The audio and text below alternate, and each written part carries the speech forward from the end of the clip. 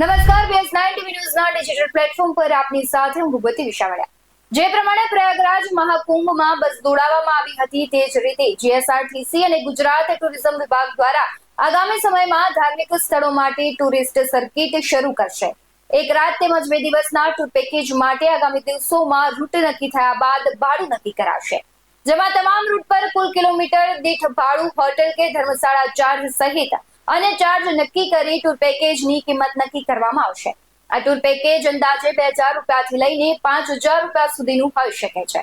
તેની સાથે જ આ ટૂર દર સપ્તાહના અંતે એટલે કે શનિવાર રવિવારના રોજ સંચાલિત કરાય તેવી પૂરેપૂરી શક્યતા છે, જેથી વીકેન્ડના દિવસો લોકો પરિવાર સાથે આ રૂટ પર યાત્રાનો લાભ લઈ શકે છે। શરૂ થનાર સંભવિત ટુરિસ્ટ સર્કિટની વાત કરીએ તો સૌરાષ્ટ્રમાં સોમનાથ, દ્વારકા, ગીર અને હરસિદ્ધિ માતાનું મંદિર, દક્ષિણ ગુજરાતમાં સાપુતારા, ઉનાઈ, તિથલ અને સેલવાસ, કચ્છમાં માતાનો મઢ, નારાયણ સરોવર, કોટેશ્વર અને ઉત્તર ગુજરાતમાં મહુડી, વડનગર, ઊંઝા અને અંબાજી તથા બહુચરાજી જશે।